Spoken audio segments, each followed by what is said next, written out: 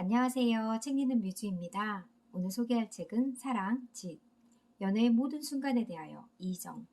얼마 전 강아지 마음사전 책을 읽고 어, 그 작가가 글을 참 재밌게 잘 쓴다는 생각이 들어서 어, 이 책을 한번 구입해 봤어요. 같은 작가입니다.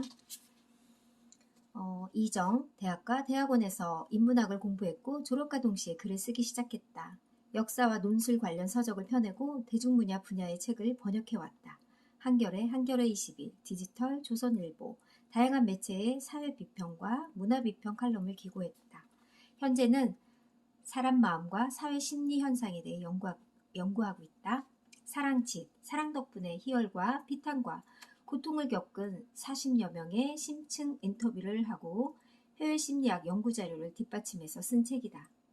남녀란 사람과 사람 사이 인문학적 관점을 바탕으로 그려지는 관계이다. 깊은 성찰과 심리, 정신적 지식이 있다면 사랑뿐 아니라 모든 인간관계는 개선될 수 있다.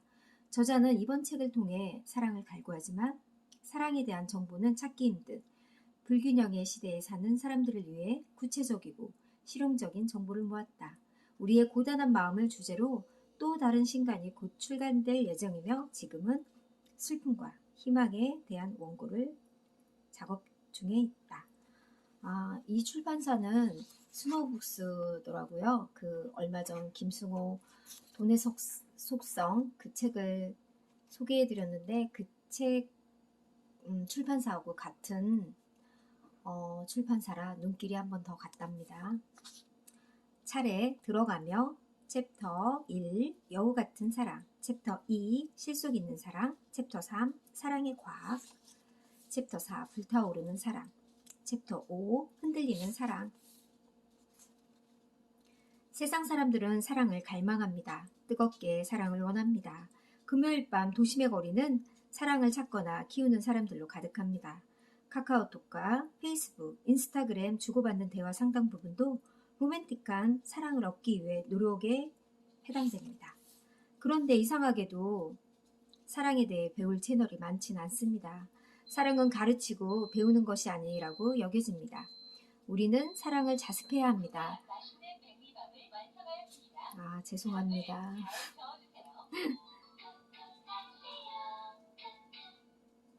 저희 집 밥통은 쿠쿠입니다.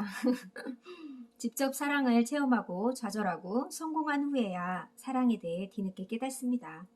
주변 친구들이 고민을 나누고 조언도 하겠지만 마찬가지로 독학을 통해 사랑을 배운 비슷한 수준의 친구가 충분한 정보를 주기는 힘듭니다. 어떤 마음이 생겨야 사랑이 시작된 거라고 판단할 수 있을까요? 사랑의 위기는 어떤 징후를 보이며 위기를 반절시킬 수 있는 방법은 또 무엇일까요? 매력적인 상대에게 나의 매력을 어필하라고 어떻게 말하고 행동해야 할까요? 사랑은 유혹이다. 상대를 속이거나 현혹시켜야 한다는 건 물론 아니다. 하지만 상대방의 마음을 흔들고 정신없게 만들어야 한다. 상대가 나를 만나기 전 젖어있던 꿈에서 깨어나도록 하고 나를 향해 각성하도록 만들어야 사랑이다. 사랑도 치열한 인간관계다. 모든 인간관계가 그런 것처럼 사랑에도 약간의 트릭과 작전 그리고 계산이 필요하다. 내가 좋아하는 것들로 나를 담다. 여성들을 모아놓고 남자에 대한 이야기를 해줬는데 예를 들어서 A라는 남자, B라는 남자가 있는데 A라는 남자가 예를 들어서 강아지를 키우고 있다면 강아지를 데리고 온 그 사람에게 더 호감을 갖는다고 해요. 훨씬 더 매력적으로 보인다는데 이유는 강아지를 기르기 위해서는 자기 희생과 불편을 감수해야 한다. 사랑은 마음이 커야 한다. 당연히 강아지를 기르는 남성은 더 헌신적이고 착해 보이는 것처럼 보여서 그런 사람에게 더 여성은 호감을 갖는다고 해요.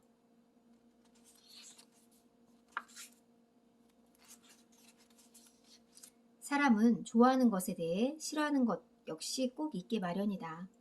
바로 여기서 서로의 동질감이 더 높아진다는 얘기다. 사실 우리 주변을 봐도 그렇다.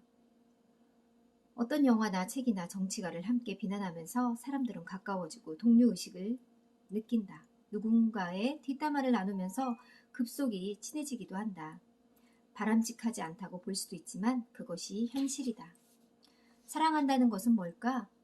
좋은 것을 함께하는 것이다.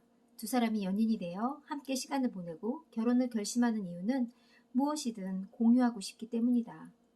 역설적으로 같은 것을 싫어하는 사람들의 사랑이 더 깊어질 수 있다.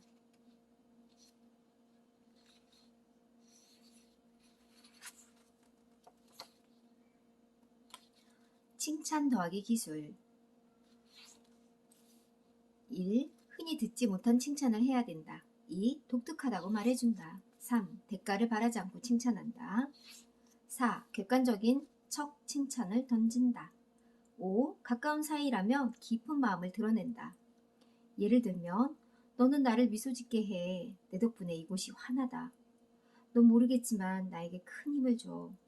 널 보고 있으면 힐링이 된다. 만나기만 해도 위로가 돼. 너와 함께 있으면 시간이 잘 가. 너는 나의 베스트 프렌드야. 6. 다른 사람들 앞에서 칭찬한다. 그러면 기분이 좋아지겠죠. 자기 자랑을 늘어놓는 사람이 왜 싫을까? 타인의 마음을 상상하고 배려할 능력이 없는 무능력자이기 때문이다. 자기 자랑을 떠드는 사람은 자기 확신이나 자기 긍정이 부족한 존재이기 십상이다. 내면에 대한 자신감이 없으니까 재산, 학벌, 외모, 외부적인 걸 자랑하면서 자신의 약함을 감추려고 하는 것이다. 자기 자랑은 가여운 행동이다. 먼저 스토리가 있는 자기 자랑이 필요하다. 자랑을 하려면 이렇게 스토리가 있는 자랑을 하래요. 생활에서 일어났던 사건을 이야기처럼 전해주어야 한다. 좋은 이야기 주제 중 하나가 극복이다. 어려운 일이 있었는데 그것을 어떻게 극복했는지 말해주면 상대가 호감을 갖기 쉽다. 진실한 스토리가 있는 자기 자랑, 약속을 담고 있는 자기 자랑을 개발하면 연애뿐만 아니라 많은 인간관계에서 힘이 될 것이다. 공포체험은 찰나의 사랑을 꽃 피울 수 있다. 무서운 놀이기구를 함께 타거나 머리카락을 곤두서게 하는 공포영화를 같이 보면 사랑의 감정이 피어오를 가능성이 높다. 공포체험은 서로 솔직한 모습을 보여주고 마음의 문을 여는 계기가 되기 때문에 사랑의 가능성이 높아진다고 볼 수도 있다. 드라마 도깨비에서 공포영화는 두 사람을 가깝게 했다. 도깨비 공유의 약한 모습을 드러낸다. 근엄한 얼굴 뒤에 숨겨놓았던 어린아이 같은 모습이 노출된 것이다. 리더 스타일이라면 같은 유형과는 어울리지 않는다. 도널드 트럼프 유형이 힐러리 클린턴 같은 사람과 사귀면 관계가 파탄날 수도 있다. 둘 다 너무 강하기 때문이다. 결혼 생활을 가장 잘하는 사람은 친구 스타일이라고 한다. 사람을 잘 사귀고 가정을 잘 돌보니 당연한 결과일 것이다. 반대로 결혼에 가장 불리한 유형은 모험가 스타일이다. 위험을 감수하며 살아가는 용감한 모험가는 결혼과는 잘 어울리지 않는다. 조사 대상자 1000명 중에서 9.5%만이 모험가 스타일이었다. 조사 대상은 모두 18세 이상이며 평균 나이는 37세였다. 질문을 바꾸어 그냥저냥 사랑이 아니라 진정한 사랑은 몇 번 경험했는지 물었더니 평균 3번이었다. 우리는 평생 3번 정도 사랑에 빠진다고 보면 될 것 같다. 물론 오랜 눈물과 아픔 속에서 피어나는 사랑도 많다. 그런 사랑이 환상은 아니다. 하지만 사랑이 인스턴트 푸드를 닮은 것도 사실이다. 만나자마자 짧은 시간 내에 생겨날 수도 있는 감정이다. 과정도 아주 단순하다. 인스턴트 사랑은 다음과 같은 3단계를 통해 생겨날 수 있다. 1단계 모르는 남녀가 만난다. 2단계 침묵한 채로 서로 눈을 바라본다. 3단계 다정한 대화를 시작한다. 3분 정도 눈빛을 교환하고 대화를 시작하면 사랑의 감정이 생길 확률이 높아진다는 말이다. 어처구니 없는 소리로 들릴 수 있지만 이런 인스턴트 사랑이 가능하다고 설명하는 실험과 연구가 있다고 합니다.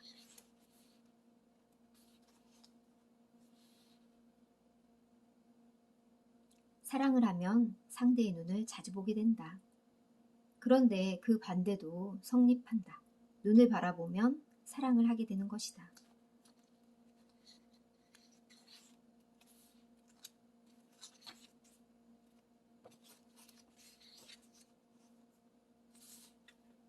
체중을 인격과 등치시키는 사람들이 적지 않은 게 사실이다. 예를 들어 살찐 사람은 게으르다고 믿어 의심치 않는 편견이 이 세상에 존재한다. 체중은 한 사람의 수많은 특징 중 하나에 불과한데도 체중을 유일한 잣대로 삼아 상대를 비하하는 경우가 많다. 그러나 모든 사람이 그런 것은 아니다. 체중이 아니라 그 사람의 내면, 즉 우아한 정신과 자신감, 친절함과 지성에 주목할 사람도 분명히 있다. 누구나 사랑할 수 있는 확률이 존재한다. 그 확률을 포기하면 너무 손해다. 키가 전부는 아니야. 저는 키가 작아서 그런지 이 부분을 참 재밌게 읽었어요. 그는 키가 작은 편이었다. 프로필에서 정확히 자신의 신장을 밝혀놓았는데 그게 문제였다고 판단했다. 실험을 했다. 키가 162인 남자. 근데 이 남자가 프로필에 175라고 바꿨대요. 그랬더니 여성들의 비율이 16에서 29%로 자기에게 이제 호감을 갖게 됐나 봐요. 원인은 키 큰 남자가 남성적인 매력이 강해 보이기 때문에 여성분들이 키 큰 남자를 선호한다고 해요. 키 큰 여자에 대한 거부감도 비슷한 맥락에서 설명할 수 있다. 힘의 우열 문제 때문이다. 대체로 남자들은 자신보다 약한 여성을 원하기 때문에 키와 몸짓이 큰 여성은 연애 경쟁에서 불리해지는 것이다. 그런데 키에 대한 편견을 버려야 연애의 기회가 많아진다. 사랑의 기회를 스스로 줄이는 셈이래요. 키 작은 남자라고 해서 배척하면 안 된다. 이상적인 반려자가 될 가능성이 높기 때문이다. 미국 뉴욕 대학교의 사회학자 달튼 콜리가 3,000명의 커플을 대상으로 해서 연구를 했나 봐요. 남편으로서 적합성이 갖는 상관관계였는데 그 연구 결과가 흥미로운데 167cm 이하 키 작은 남자가 좋은 남편이 될 가능성이 높다는 결론이 나왔대요. 키가 크지 않는 남편들은 아내에게 다감했다. 아내가 집안일로 힘들어하는 모습을 볼 수 없어 자신이 대신 나서는 경우가 많다. 저는 이거에 동감하지 못하겠어요. 저희 남편은 키가 크지 않은데 집안일을 해주지 않거든요. 제가 힘들다고 투정을 해도 딸 이름을 부른다든지 아무튼 모르는 척 하더라고요. 가사노동 시간이 길었다는 사실은 공감 능력이 높다는 증거가 될 수도 있다. 누구에게나 가사노동이란 귀찮고 힘들다. 아내가 안쓰럽지 않다면 남편은 잘 나서지 않는다.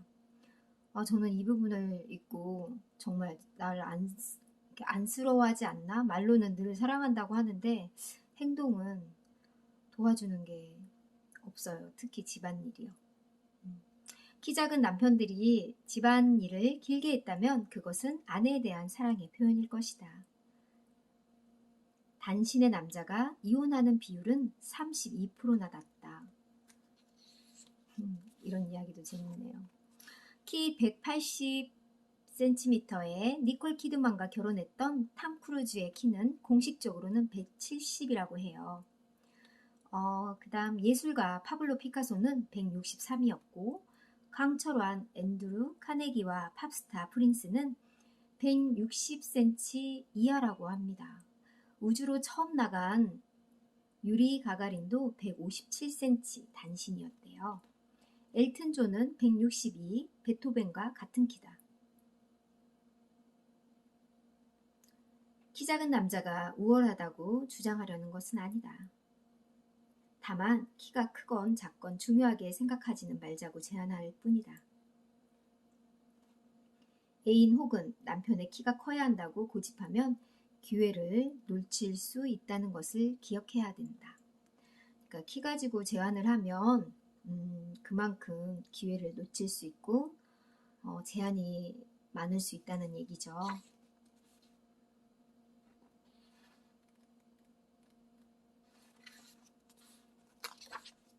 내가 정말 사랑에 빠진 걸까?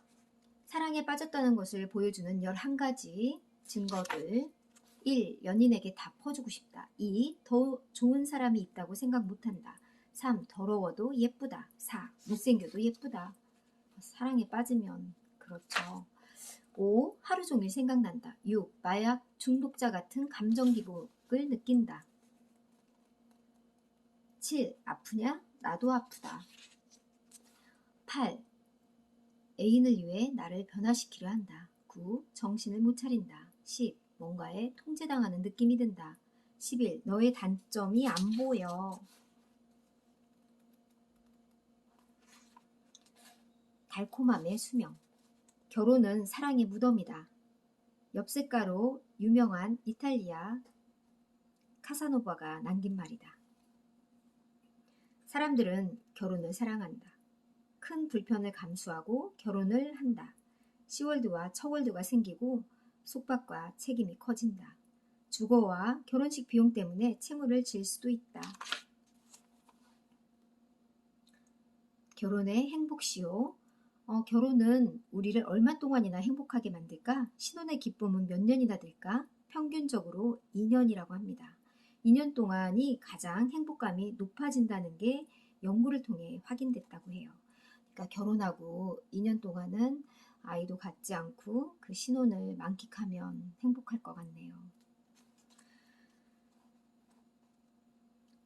그리고 첫 자녀 출생 후에는 3년 동안 부부 사이의 사랑의 만족도가 떨어진다고 합니다.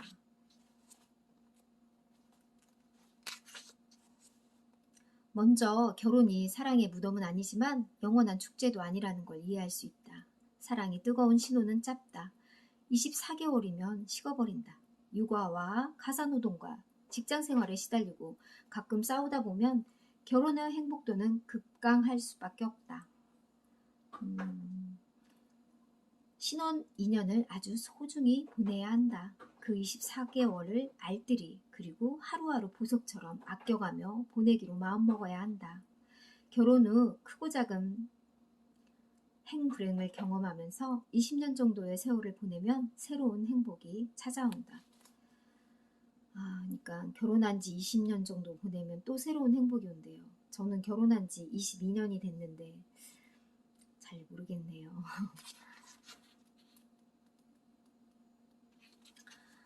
미국 작가 게리 체프먼에 따르면 사랑의 언어는 5가지다. 다음과 같은 사랑의 언어 사용이 없다면 사랑하지 않는 것과 매 한 가지다.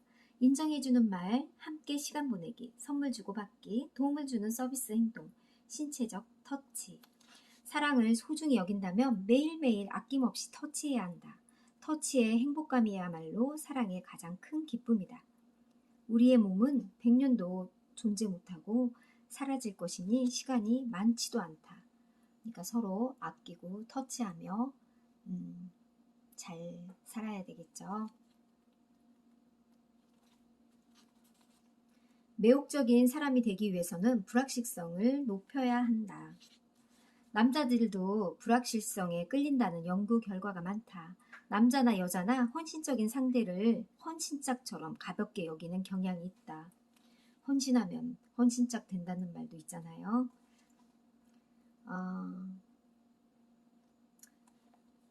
두 남녀가 사귈 때 상대와 처음 키스한 후 은근한 밀당을 하려면 이렇게 말하라고 해요.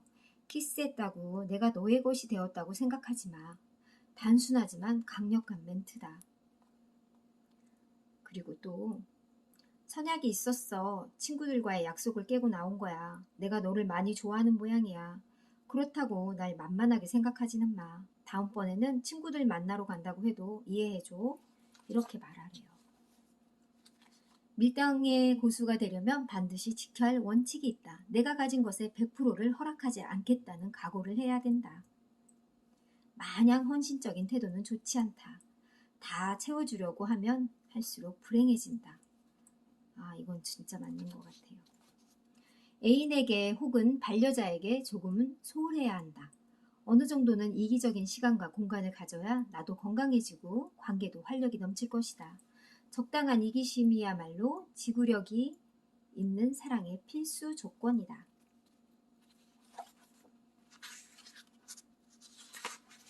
사랑이 끝나고 있다는 4가지 증거. 1. 비난하기. 넌 안 돼. 나쁜 사람이야.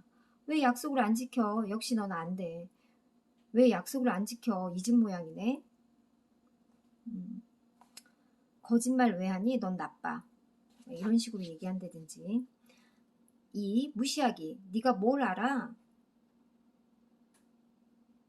3. 책임 돌리기. 너 때문이야. 4. 마음 벽 쌓기. 대화해도 소용없어. 비난하기, 무시하기, 책임 돌리기, 마음의 벽 쌓기. 결혼 생활이 불행하면 질병이 찾아올 확률이 35% 높아지고 수명을 4년에서 8년을 단축시킨대요. 그러니까 불행한 결혼 생활은 이렇게 수명에도 영향을 미치고 질병이 찾아오기도 한다니 정말 결혼 생활을 행복하게 하려고 노력도 해야 되겠네요.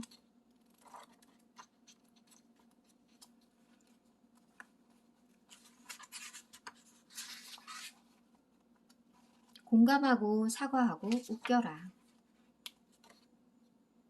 공감하기, 따뜻한 터치, 사과하기, 관심 갖기, 행복 떠올리기. 웃음 선물하기. 웃음은 보이지 않는 상처를 치유하는 명약이다. 작은 선물을 하면 좋다. 꽃도 나쁘지 않다. 상대방은 미소를 지을 것이다. 재미있는 말과 행동으로 큰 웃음을 선물할 수 있다. 웃음을 선물하기 위해 노력한다는 것은 너의 행복이 나의 행복이다. 라는 메시지를 전하는 것과 다름없다. 미소 띤 얼굴로 보여주는 것은 화해와 치유를 가능하게 하는 따뜻한 행동이다. 맞아요. 만약에 싸운 날에 꽃다발이라도 들고 오면은 기분이라도 풀어지겠죠. 그냥 미소가 나올 수 있을 것 같아요. 사랑은 작은 것에도 감사하다. 사랑의 관계에서도 작은 것이 소중하다. 사랑을 하면 작은 행동으로 상대방을 행복하게 만들 수 있다. 바꿔 말하면 작은 것에도 사랑의 기쁨을 느낄 수 있다. 사랑하는 사람들은 섬세해진다.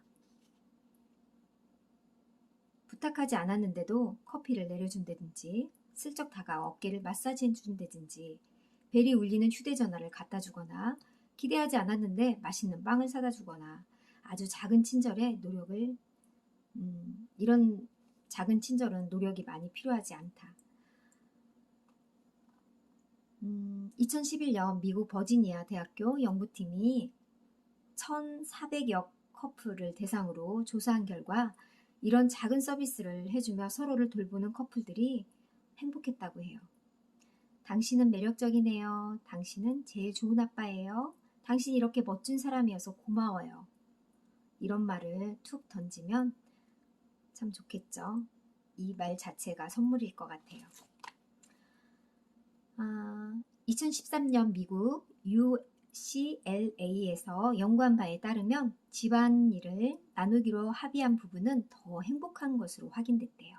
집안일 가운데 누가 어떤 일을 책임질지 명확히 정할 때 만족도가 높다는 설명이다. 집안일을 함께 나누려는 작은 배려도 자발적인 친절 행위에 속한다. 짧은 칭찬처럼 사랑의 기쁨을 배가하는 효과적인 기술이 될 수 있음은 물론이다. 집안일을 같이 나눠서 하는 게 행복도가 높아진다고 하니 남편님 잘 들으셨죠? 듣고 있을지 모르겠지만 아무튼 집안일을 좀 가끔은 도와주셨으면 좋겠다는 생각이 듭니다. 완벽하고 운명적인 사랑을 꿈꾼다. 하지만 모든 사랑은 식는다. 그리고 그렇게 모든 사랑은 진화한다. 너는 그리고 나는 우리는 어떤 사랑을 꿈꾸는 걸까? 정말 사랑하기 전에 이런 책을 읽어보고 아니면 사랑을 하면서도 이런 책을 읽어보면서 사랑을 하고 있으면 많이 배울 수 있을 것 같다는 생각이 듭니다. 오늘 하루도 서로 사랑하며 인간관계도 행복한, 사랑이 가득한 하루가 되길 바랄게요. 감사합니다.